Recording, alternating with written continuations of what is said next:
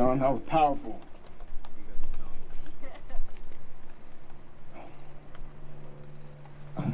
I'm just like, I'm like in awe of what's going on right now. And I'm in awe of what we've been able to organize and the people here, my guest speakers, you, all of you. I am in awe. Honestly, I am I could almost cry right now. Seriously, I am in awe. Thank you, John. That was powerful. You can see why he's my counselor. He's made me into a better man. But my wife has actually made me into a great man. Raise your hand, Katie. Love you. All right, let's keep this going. Next, we have a man here. He's gonna say a few words. You probably see him on the news, what he went through. Just recently, right over here in West Lynn. He was a part of the most racially injustice I think I've ever seen in my life. Me and my twin brother actually went to a city council meeting and we talked about this, and I pretty much told the city council, held them accountable, basically called BS. I won't cuss because we got kids here.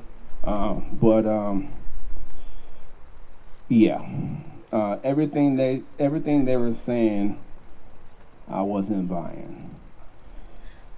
Michael Fesser, he fought and he fought and he fought. He kept his head up. He stayed strong. His mental toughness was concrete. He could not be beat. He would not be beat. He stood up and kept fighting, and in the end, he won. So, to welcome him on the stage, please join me and raise your fist. Raise your fist, please, for me. Come on, raise your fist. Let's go. Please, raise your fist. Let's go. Welcome, Michael Fesser.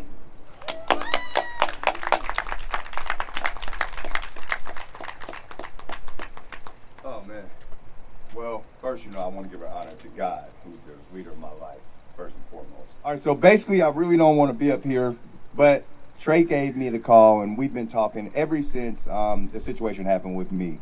And I wanted to be here to support Trey in the movement for these other little, small communities of Oregon. And being here now and seeing the change that's what's supposed to be going on is something that I want to be a part of. But I don't like doing a lot of conversation, a lot of meetings to do another meeting to try to do some change. I'm the type of person that I want to just do the work. And if we're having so many meetings, I can't do the work because we're doing too many meetings. So I'm just here really for Trey. And I know a couple people that's speaking on the panel. Like, I call her my sis. I've been knowing her since she was 8 years old. Of course, Anthony, brother love. I'm sorry. But that's why I'm really here. I'm just excited about what Trey is doing, and him and his brother. And, of course, his wife. I've had the chance to meet them and talk with them. And Trey was standing up and speaking out with the city council in West Lynn when I didn't even know who this young man was. And then so he made a call to get a hold to me. And I was like, man, this dude is speaking some real truth, and he really wants to get to the bottom of this. So we linked up and we've been communicating, and I said that anything that you do in your community, I would be a part of it, or I'll come and join in with you and bring whoever I can. So I'm just honored just to be here and learn and educate myself and educate you guys if there's any questions and stuff later on. But I don't want to take away from the guest speaker, of course. And I'm just happy to be here, and hopefully we get some change and move forward. And that's all I have to say. Thanks. I don't mind talking about it, my situation, or if you guys have questions or anything like that. But my situation, I'm not a media guy. I'm just not what it is. But it was just like what they would call, and I named it the first time. It was like the good old boy system that was done to me out of West Lynn. I don't live in West Lynn. I wasn't employed in West Lynn. I was employed in Portland, Oregon. I'm a married man of 8 children. God has changed my life. And it was just a whole bunch of corruption, and one officer who knew of me 30 plus years ago heard my name and just kind of fueled that fire. And then the chief of police there done some stuff that for a friend, a buddy, who was my employer. And it just went real bad, and it could have went worse than what it did, but God had his hands around me and my family. And I mean, if you guys just could really understand what really happened, and I'll speak to you guys personally or whatever in little groups afterwards, because I know the cameras are on and different things. And it's not that I'm hiding anything, but I don't want to be that man that you may think that was an angry black man or angry man. And I don't want this to happen to the next young man. I see young black men, young men, brown skinned men here. And this is something that we cannot tolerate and cannot happen, and we have to bring light to it. And it's a scary situation. The young lady that read that letter to you guys, since this all has happened to me and my family, we've got those same kind of, those threats, and there's nothing that we can really, really do about it, because people feel like, they don't care, it's not that serious. But my family is very important to me. Like, whatever you do to me is fine, but my family and my innocent children, my wife, is something that's totally different for me.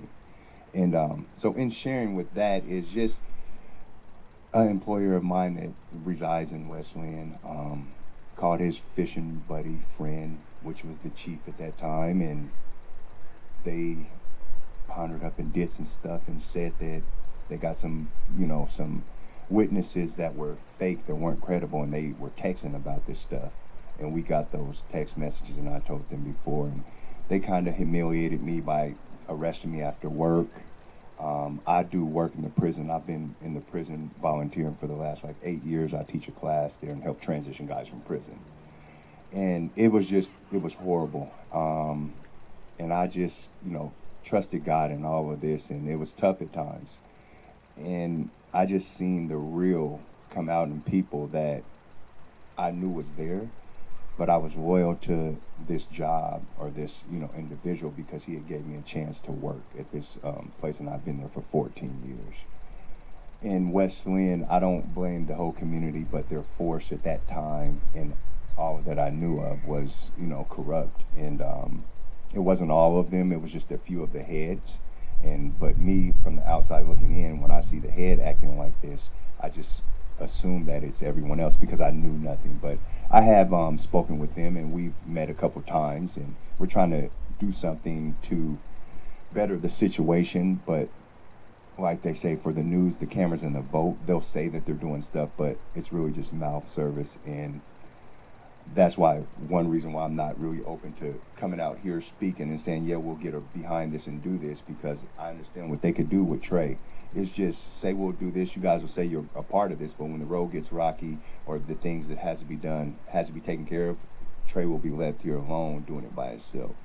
And so before they can help heal Michael Fesser, his family, or whoever, we have to deal with the people that were in West Lynn, or the people that's out here that's going through a lot of that racism stuff, and it's not being talked about or being dealt with. So if that kind of answers a little bit, if there's any questions after, because I don't want to take up the time of the guest speaker, but I'm open and willing to speak, or if you guys asked after he speaks or whatever, I can do that and come into the mic or do whatever. Is that all right? All right, cool. Thanks a lot. Thanks for having me.